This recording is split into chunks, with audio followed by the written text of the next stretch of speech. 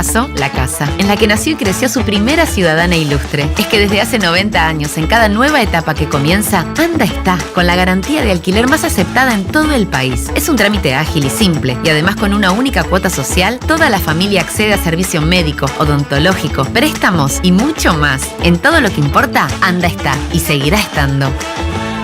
Más info en anda.com.uy.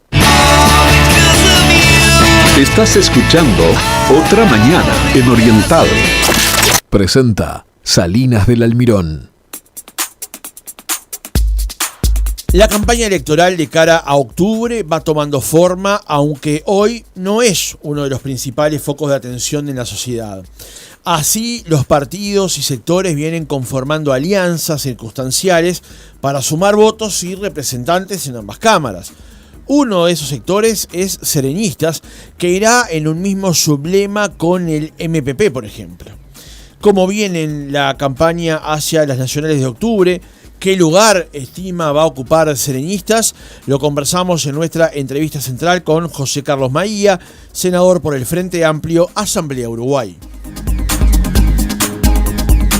Senador, ¿cómo le va? Buenos días, gracias por acompañarnos. Muy bien, y gracias por la invitación, un gusto. Por favor, es un gusto.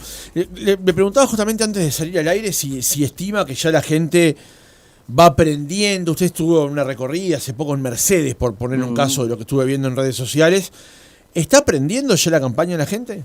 Bueno, está más instalada en los partidos políticos que en la sociedad. O sea, que como que la gente está empezando a acercarse, quien está más politizado, más cercano a la actividad, y tengo la sensación que va a ser una campaña muy de tramo final, es lo que yo creo. O sea, ahora vos estás un poco preparando lo que has planteado en la presentación de la nota, los sublemas, las listas, las estrategias, en fin, no las estrategias generales, sino la planificación de giras, por dónde vas a recorrer, qué departamentos y demás.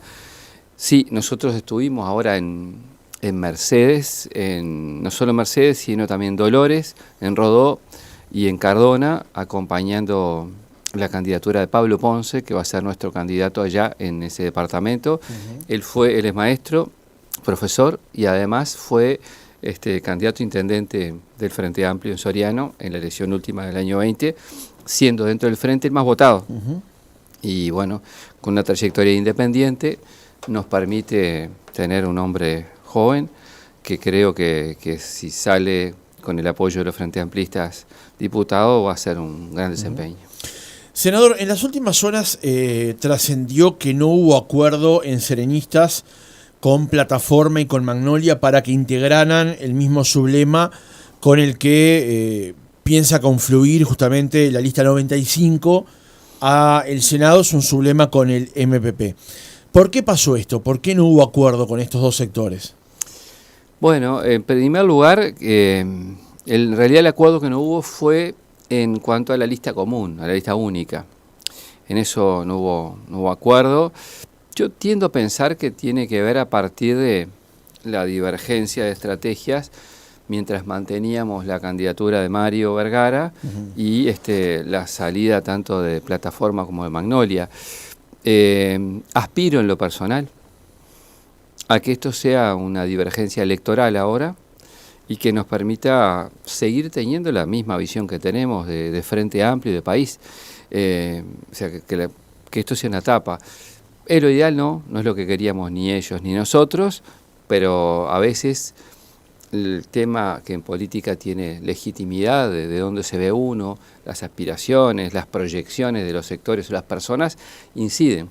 Entonces a veces se logra acuerdo y a veces no, y en este caso creo que vamos a estar, por la información que yo tengo, en el mismo sublema con otros sectores, pero no en la misma lista. Entonces habrá que pasar el ciclo electoral que son unos 70 y algo de días, y a partir de ahí retomar el trabajo conjunto con esos compañeros y con otros que piensan parecido y que están en otras listas. ¿Pero por qué vincula la falta de acuerdo en este caso a la precandidatura de Vergara? Porque ahí ya se presentaron dos listas, la lista 76 y la 95. Entonces vos, una vez que presentás lista propia, te es más complejo desandar caminos, por eso mismo, por esa razón. Y tiene que ver o tendría algo que ver con el hecho de que en su momento Plataforma y Magnolia decidieron no acompañar a Vergara en una primera instancia cuando todavía Vergara era precandidato? Yo creo que tiene que más que ver con esto último que dije que con eso, porque a la larga terminamos todos apoyando la misma candidatura y hubo un desfasaje de semanas, diría, no mucho más. Pero, a ver, cuando a veces tú ordenás a tu propia gente en listas y eso es como que es más difícil. Y yo creo que eso fue lo que dificultó un poco esa etapa, porque después que vos tenés listas y presentación, entre comillas, es como que marcás, porque cada vez que competís marcás, y sin tener eso previo, capaz que era distinto. Una vez que está marcado, no digo por la cantidad de votos, sino por la decisión de identificarte como espacio propio con una lista ante el electorado. A eso me refiero. Entonces, cuando sucede eso, a veces, cuando hay poco tiempo, además, se complejiza. ¿Ya está definido cómo va a ser el orden de la lista 95? No, todavía no. Tiendo a pensar que vamos a estar Mario Vergara, Lilian Quechichán y yo, pero no está resuelto. ¿Usted tercero? Sí. ¿Y el suplente de Vergara? No tengo ni idea, no está hecho eso. Y si no está hecho todavía, ¿por qué es tan difícil incorporar a Plataforma y a Magnolia? Por lo que le acabo de decir, creo que tiene que ver con el armado que ya se hizo previamente de cara a las internas. Tiene que ver con eso. O sea, y después, por lo otro que dije antes, que tiene que ver con desde dónde ve su sector o uno mismo, su visibilidad y su lugar en una lista. Esas cosas son subjetivas, pero son reales, y en política sucede. Cuando Convocatoria nació, habían emitido un comunicado donde ustedes planteaban que tenían ciertos intereses comunes en lo parlamentario, que iban a buscar acuerdos a largo plazo dentro del armado frente amplista. Confluyeron en una lista en las elecciones internas del Frente Amplio, votaron muy bien en esa instancia. Ahora, por lo visto, luego para las internas de los partidos políticos no hubo acuerdo o hubo diferencias, aunque terminaron acompañando al mismo precandidato. No es que me haya olvidado de sus anteriores respuestas, solamente que estás redactándolas. Corresponde ordenarlas. Y en esta instancia ahora tampoco confluirían en una misma lista, sino que otra vez acompañando al mismo precandidato, pero por dos vertientes diferentes. ¿Está pasando algo en Convocatoria? ¿No hay ciertos grados de acuerdo? ¿Qué pasa que en estas dos instancias no logran aquello que se habían propuesto como horizonte? Bueno, yo insistiría en el mismo razonamiento porque no encuentro otra razón. Tiendo a pensar que cuando determinamos la existencia en Convocatoria de dos listas, eso generó esa dificultad. Es decir, porque claro, después de desarrollarse estrategias propias a nivel nacional, en cada departamento, y bueno, evidentemente en eso todos nos quedamos con las ganas. Desde mi punto de vista es eso, que pudimos haber hecho un esfuerzo mayor y tener otra visión, sí, capaz que sí, seguramente lo intentamos todos también, lo digo con total claridad. Ahora, a veces no se logran porque, bueno, nos está faltando un poquito más de tiempo en muchos casos y en algún caso quizás hasta de visión estratégica. Pero bueno... A eso apuntaban las preguntas, esa visión estratégica, porque ustedes señalaron en más de una oportunidad que la falta de acuerdo en las elecciones anteriores hizo que confluyeran en listas separadas y que perdieran espacios en el Senado. Sí, lo que pasa es que... Sí, eso es así.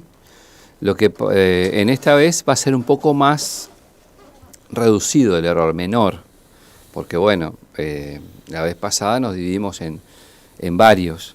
Ahora, quienes conformamos Convocatoria somos distintos sectores y en este caso Fuerza Renovadora, Partido Demócrata Cristiano,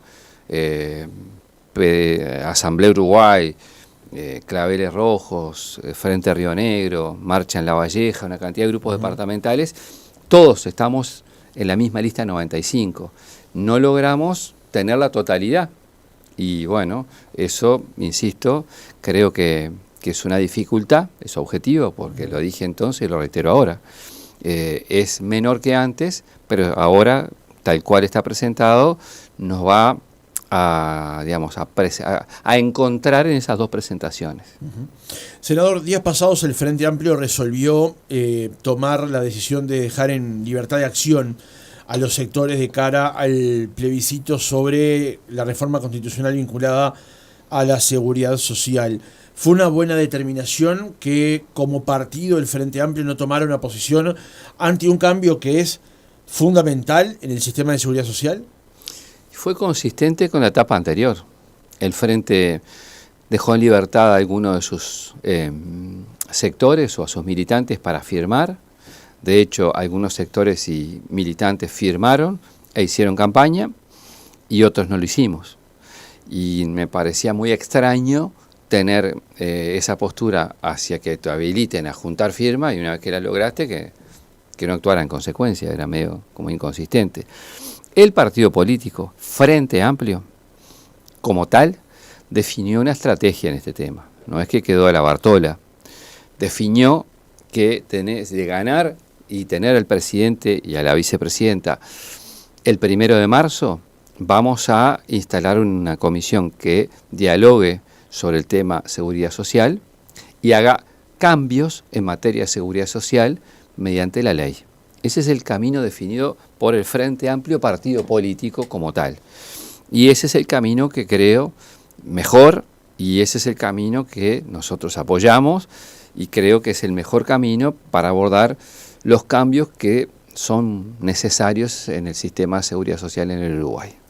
La eventual aprobación de esta reforma, porque hoy según la última encuesta tiene 48% de eventual adhesión, ¿condiciona ese diálogo social? Bueno, sería un hecho que habría que analizar en ese momento. Sin duda, todo lo condiciona. Porque si vos llevás a nivel de la Constitución determinados contenidos, después lo que tenés que aplicarlo. No me vuelta, o sea, no hay ley que pueda cambiar una decisión soberana que quede a nivel constitucional. Ahora, habrá que ver qué pasa cuando en las urnas se vean si hay o no hacia uno u otro, papeletas. Uh-huh. Ese es lo clave. Me parece que ahí está la cosa y a eso habrá que someterse. Y ya está, no hay más vuelta. Nosotros creemos que hay un camino mejor, que es el camino del cambio legal, que no tiene las rigideces de la propuesta que hay, y entiendo que compartiendo algunos de los nortes que se plantean en cuanto, no todos, algunos de los nortes que se plantean en este cambio que se propone en el plebiscito, no es la mejor herramienta que a nivel de la Constitución se establezca con esa rigidez esos elementos, porque pueden ir incluso en contra de los objetivos que dicen defender. Pero más allá de la rigidez que eventualmente pueda implicar llevar estas normas a la Constitución de la República, el impacto económico que tendrían algunas medidas, digamos, ¿no condicionan la eventualidad de tomar otras determinaciones? Por ejemplo, atar el salario mínimo a la jubilación mínima, tomar una decisión como eliminar el pilar de ahorro que plantean las AFAPs, ¿no impacta decididamente en cualquier acuerdo que se pueda generar a través de un diálogo social? Sí, claro que impactan. Por supuesto que impactan. Lo que pasa es que no me parece lo mejor ponerme a proyectar sobre un escenario que no está definido. Es un escenario posible porque el escenario está sobre la mesa, un plebiscito. Yo tiendo a pensar que si la mayoría del sistema partidario, de los partidos políticos, no ensobra esta iniciativa, veo difícil que avance. No sé, capaz que hay una independencia de la sociedad, porque parece, eso puede ser también, que decida hacer lo que quiera hacer al respecto. En cuyo caso, sí hay un impacto, no tengo ninguna duda. Uh-huh. Ustedes no van a ensobrar, obviamente, la papeleta. ¿Van a hacer campaña en contra? No, eso decididamente no. Cada vez que nos pregunten, como este es el caso, vamos a decir lo que pensamos. Uh-huh. Pero ponernos a hacer campaña sobre eso, no. El Frente tiene que hacer campaña sobre su programa, sobre sus propuestas, sobre sus ideas centrales. Y ese va a ser la campaña del Frente. Uh-huh. Pero insisto con la pregunta, senador, A ver. porque no me termina por quedar claro. Ustedes no están de acuerdo con la medida, no la impulsan, no la ensobran, pero no van a hacer campaña en contra de que eso se apruebe. No, nosotros campaña, como eje de campaña no es un eje de campaña del Frente Amplio. El eje de campaña del Frente Amplio es su programa, y en su programa no está esto. Pero ¿y no es el eje de campaña porque circunstancialmente además hay sectores que sí lo apoyan? No lo es. Y que sea un eje de campaña puede complejizar internamente una forma de resolver las dinámicas del Frente Amplio. No, a ver, al haber resuelto la libertad de acción, eso ya quedó. Nosotros, digo más, es muy difícil, no digo que sea este el caso, porque no quiero proyectar cosas, porque no hay una cosa que sea automática, ¿tá? Ahora, hemos tenido experiencias en el Uruguay en los últimos 20 años, que las iniciativas plebiscitarias, junto con las elecciones, son difíciles de poner sobre la mesa. ¿Por qué? Porque el ciudadano está eligiendo qué presidente va a tener, qué vice, con qué lista, qué senado, qué diputado. O sea, poner en el eje esto, aunque estés a favor, como el Frente Amplio ha estado, con determinadas iniciativas, que no es este el caso, no es fácil, o sea, es difícil. A ver, también lo digo al revés, capaz que desde el gobierno o de los partidos del gobierno prefieran ese escenario porque en el Frente hay diversidad de miradas con respecto a esto y quieran hacer de este eje, pero por otra razón. El Frente va a hacer campaña con su programa y con sus iniciativas y ese va a ser su eje. No me imagino otro. Con respecto al tema de los allanamientos nocturnos, ¿cuál es su posición? A mí no me gusta como herramienta, la verdad me genera mucha duda con respecto, ¿sabes a qué? A las garantías ciudadanas y al peso del Estado en esto. Si bien esta iniciativa es más cuidadosa que otras, me parece que las herramientas y los temas de seguridad se tienen que abordar por otro lugar. Es una herramienta, acá se ha hecho mucho hincapié muchas veces en medidas que después la vida te determina que pueden ser herramientas, pero que el tema de la seguridad es mucho más complejo que esto, mucho más complejo.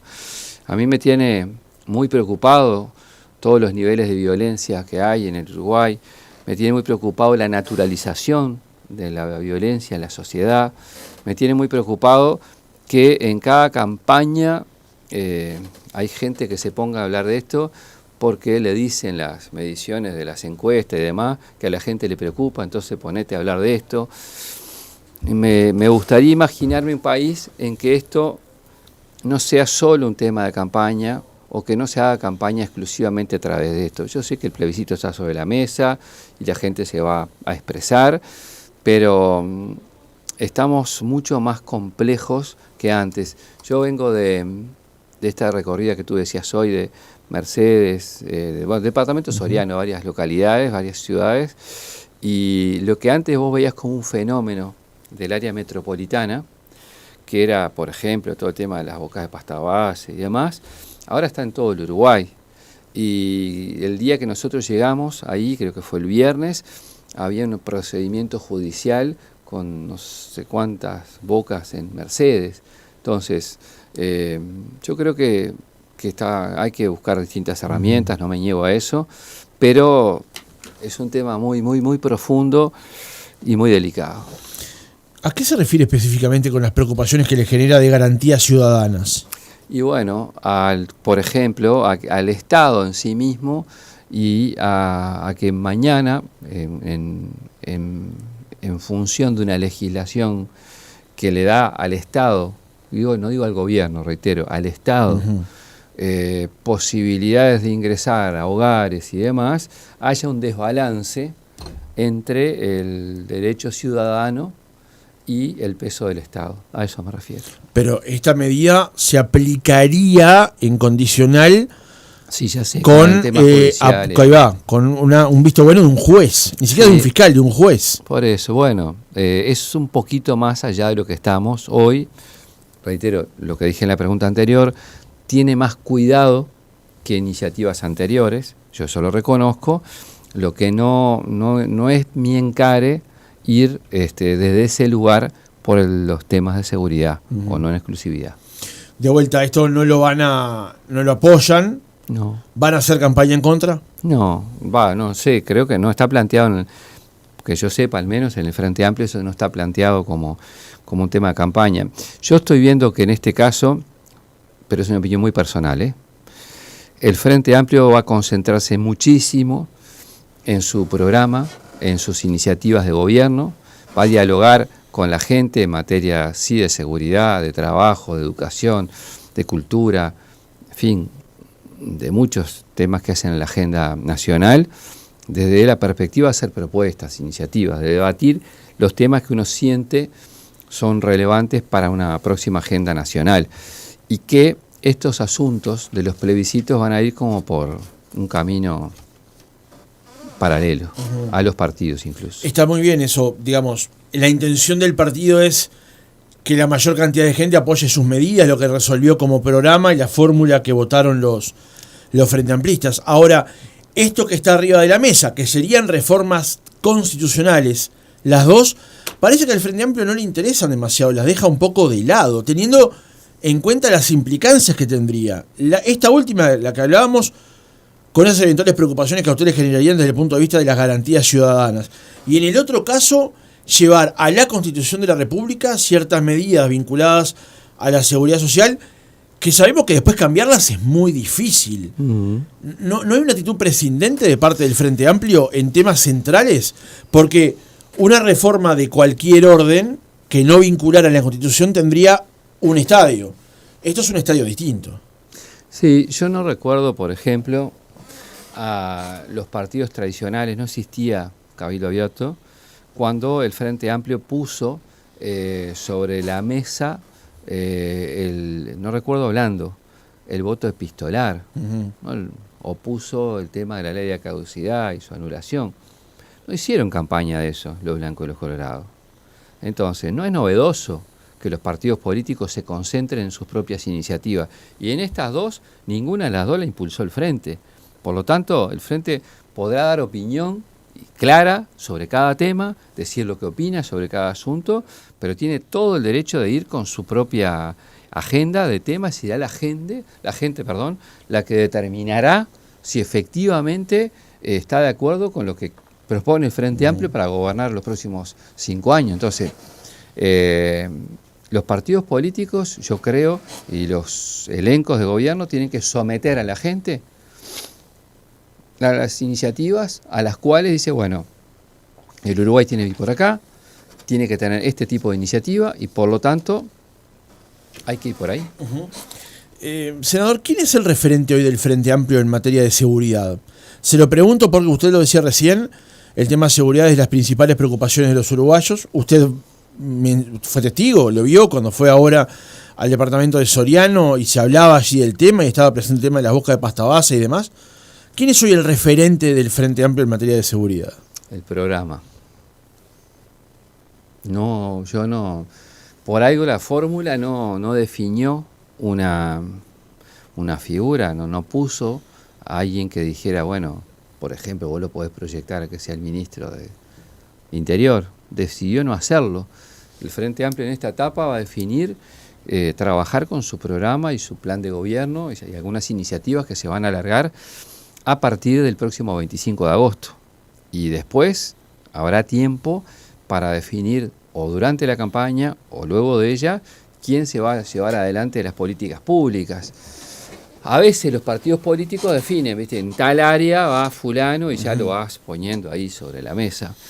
Han habido distintas experiencias. Yo estoy tratando de hacer de memoria, porque tengo unas cuantas campañas arriba, pero, por ejemplo, me acuerdo que Tabaré puso a Danilo en el mismo momento como el candidato del Ministerio de Economía y ningún otro más. No recuerdo que en el gobierno, la campaña de Mujica Astori, se haya puesto a alguien que tenía que ser el ministro de tal o cual cartera. En la última, en la etapa final, Daniel Martínez había hablado de Gustavo Leal en esta cartera y, si no recuerdo mal, había hablado de Vergara como ministro de Economía, de Astori canciller, y Mujica demás. Ganadería. Bueno, pero fue la etapa final. Entonces, cada campaña es distinta. Yo creo que lo que más importante en esto es concentrarte en cuál es el conjunto de ideas y propuestas, y ya llegará el tiempo de definir quién es el que las lidera. Jorge Díaz, ¿qué valoración tiene usted del nombre de Jorge Díaz? Bueno, Me refiero al ex fiscal general, ¿no? Sí, al ex fiscal. Y bueno, es un hombre que del sistema de justicia conoce mucho, evidentemente, que ha sido una pieza fundamental en la construcción del último marco legal del Código de Proceso Penal, y es una referencia en la materia. Creo que es un hombre que tiene una trayectoria muy grande. ¿Es de consulta del Frente Amplio, por ejemplo? Es de consulta, por lo que él mismo ha dicho, de Yamandú. Del Frente Amplio, obviamente, a través de él también lo es. Yo tengo un muy buen diálogo con Jorge, lo conozco hace años, Jorge Díaz, y creo que puede hacer un aporte muy grande. Ahora, ¿desde dónde? Habrá que ver. ¿Pero lo vería como eventualmente un ministro del Interior, por ejemplo? ¿O como un ministro de Justicia en el caso de crearse ese ministerio? Puede ser, sí, pero si no lo definió el propio candidato a la presidencia, se imagina que no voy a meter millones a Honduras, no me voy a comprar un lío que con todo lo que tengo de la actividad política general, ya tengo suficiente. O sea, me parece que si no hubo definición de nombres con respecto a las figuras, es porque no hay necesidad del Frente Amplio o no se quiere efectivamente tomar esa definición previo a las elecciones. Me parece que hay que ir etapa por etapa y cada etapa conducirla por un trillo. Y ese trillo, insisto, tiene que ser el trillo de mucho diálogo con la sociedad, mucho recorrer el país y hablar mucho del país que queremos para los próximos 5 años, que además adelanto, ¿no? Va a venir medio complicado, porque vamos a heredar un déficit fiscal mayor del que heredó este gobierno, mayor endeudamiento, mayor nivel de pobreza, particularmente en la niñez y en la primera infancia, y mayores niveles de indigencia, solo para hablar de indicadores económicos estructurales. ¿Usted señala que el gobierno que viene va a heredar un mayor déficit fiscal que el actual? Sí. ¿En base a qué proyección? En base a la rendición de cuentas que viene, que entre lo que se muestra, es así. Y además, no solo eso, sino que además hay algunas cosas que, digamos, por decirlo suavemente, están relativamente subregistradas. Por ejemplo, todo lo que refiere a los contratos crema, de todas las obras y demás. En fin, ni que hablar toda la cantidad de gente que se presupuestó en la última rendición de cuentas, no en esta de este año, en la última que se pudo hacer, haciendo funcionarios públicos a una cantidad de gente que no concursó en ningún lugar y serán funcionarios públicos, gobierne quien gobierne el 1 de marzo. Vamos a encontrar un país, insisto, con indicadores tanto de lo económico como de lo social, peor del que encontró este gobierno cuando empezó. Ese va a ser el escenario, y en ese escenario habrá que llevar adelante políticas públicas bien importantes. ¿Usted comparte entonces ese lema que ha utilizado el Frente Amplio en el último tiempo de que el gobierno fracasó? Yo no sé si utilizaría la misma frase. Me gusta utilizar mi propia frase que le diga. Está muy bien. Pero llegando al mismo balance que usted hace de que el gobierno entregaría indicadores económicos peores a los que entregó el gobierno anterior, o más deteriorados. Sí, a ver, no es que yo solo saque las conclusiones, es que los números están a la vista, son basados en los propios datos oficiales que están en el Uruguay. ¿Hay o no más pobreza que hace 5 años? ¿Hay o no mayor cantidad de niñas y niños menores de 6 años más pobres que antes? ¿Hay o no un mayor deterioro de determinadas cuentas? Sí, lo hay. Esos son datos objetivos. Entonces, no es una opinión política, es lo que va a suceder, es lo que se proyecta va a suceder, que ojalá no fuera así, pero es así. Entonces, si a eso le agregás que en determinadas áreas hubo una cantidad de anuncios y cero concreción, por ejemplo, en materia de educación, que es uno de los fuertes en lo que uno trabaja.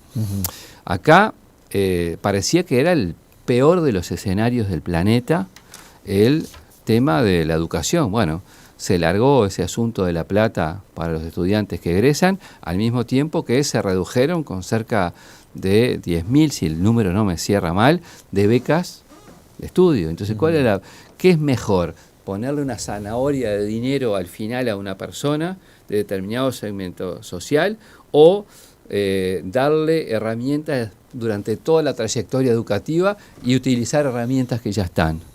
La pregunta es, ¿por qué se redujo la inversión en educación como se redujo en este periodo? La pregunta es, ¿por qué la denominada transformación educativa empieza el penúltimo año y parcialmente y se reduce a algunos cambios curriculares? ¿Por qué cuando se está en materia de educación se tiene excluido no solo de la participación en los órganos del Estado, a los representantes de los docentes, sino al rechazo que generó el 92% de todos los docentes a los planes de estudio en materia de transformación educativa a nivel de secundaria? 92%.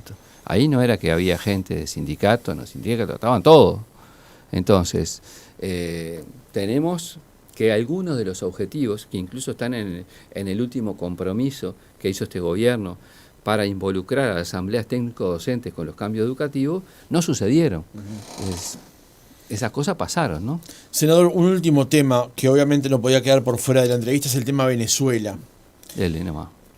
¿Qué opinión tiene usted con respecto al proceso venezolano? Bueno, yo creo que es un gobierno sin duda autoritario. Creo que la elección, como leí, no lo escuché porque no pude escucharlo, ahora sí es una elección viciada. Cada día que pasa y no aparecen las actas de las elecciones muestra que hubo problemas graves y que lo que pasó o lo que se dijo que sucedió, esto es el triunfo de Maduro, carece de legitimidad. El partido que integro, que es el Frente Amplio, al día de hoy no ha reconocido el triunfo de Maduro. Los partidos y los gobiernos reconocen o no reconocen los resultados de los procesos electorales. Y el Frente Amplio no ha reconocido el triunfo de Maduro en Venezuela. Entonces, a partir de ese dato, bueno, tenés maneras de pararte con el problema.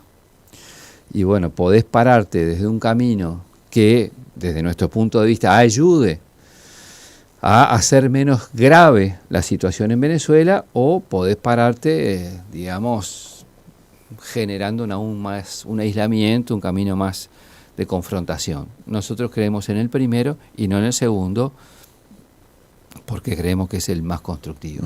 Usted dice que el Frente Amplio no reconoció. La declaración del 29 de julio del Frente Amplio decía en su punto segundo que estaban atentos a los informes de los observadores del Centro Carter y del panel de especialistas de ONU. El Centro Carter ya se expidió, los especialistas de la ONU también se expidieron y el Frente Amplio todavía no. ¿Qué es lo que le está faltando al Frente Amplio para 20 días después del acto eleccionario que usted señala estuvo viciado, no expresarse ni reconocer o dejar de reconocer al gobierno de Maduro?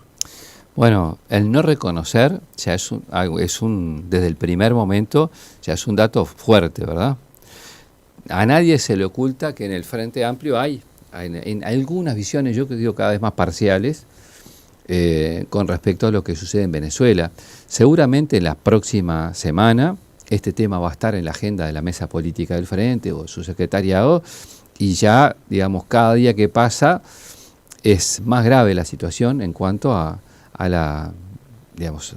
los resultados en Venezuela. Por lo tanto, estoy convencido que más temprano que tarde el Frente Amplio, que tiene precedentes más consistentes que el gobierno en materia de vínculo con el gobierno de Venezuela. Un ejemplo. El gobierno del Frente Amplio votó la expulsión o la suspensión de Venezuela del Mercosur. También había votado el ingreso. Sí, no, el ingreso yo estoy súper de acuerdo. ¿Y sabe por qué? Porque el ingreso de un Estado como Venezuela, con la riqueza que tiene, a un bloque como el Mercosur, me parece fundamental, porque mañana viene otro gobierno, como es, todo indica que va a haber otro gobierno en Venezuela, más temprano que tarde. Acá yo creo que el Mercosur y los estados del Mercosur deben estar trascendiendo los gobiernos que tienen. Pero vuelvo a esto, por la cláusula democrática, el gobierno del Uruguay, con partido político Frente Amplio gobernando, aplicó la cláusula democrática a Venezuela. Sí, Segundo, senador, pero se sacó incorporó a Venezuela suspendiendo a Paraguay. Se hizo un mecanismo para que pudiera ingresar Venezuela. Sí, pero insisto con esto, para mí estuvo bien, más allá del mecanismo, que no lo comparto, me parece que el ingreso de Venezuela es un ingreso del Estado venezolano, trascendiendo, insisto, en esto hay que tener una mirada estratégica también, trascendiendo las coyunturas de los gobiernos. Es buena cosa. América Latina y la región es fundamental que tengan mayor unidad, incluso para los bloques que existen o las potencias que hay. Mire, este gobierno, ahora vino el canciller el otro día al Senado. A mí me toca presidir la Comisión Internacional del Senado. Y bueno, primero estuvo la parte de Venezuela y, en fin, lo que ya estamos acostumbrados. Pero después se habló de la política de inserción internacional del Uruguay. Usted recordará que el presidente parecía que tenía a la vuelta de la esquina el tratado con China de libre comercio. Y creo que está en la diaria de hoy esto. El canciller dijo que China nunca estuvo en esto y no estuvo desde el inicio y no está ahora.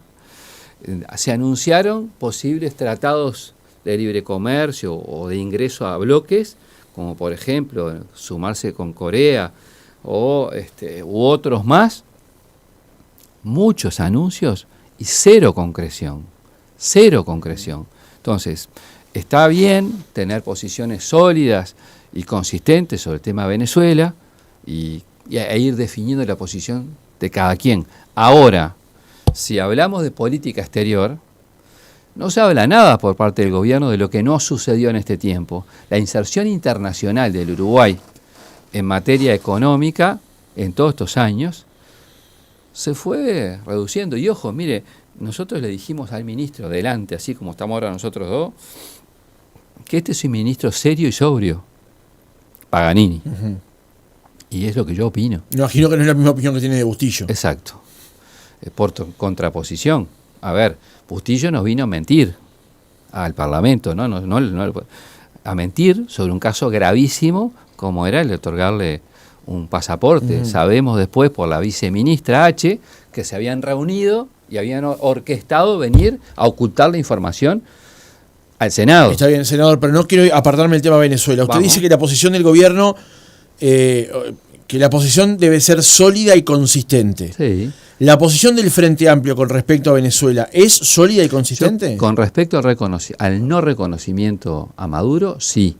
Ahora, con respecto... Pero el no reconocimiento a Maduro no está señalado explícitamente en el comunicado. Sí, bueno, a ver, no está señalado reconocimiento. Está implícitamente, eventualmente. Implícitamente. Pero ahí está la razón de la siguiente pregunta, que es por qué el Frente Amplio no toma una posición sólida y consistente.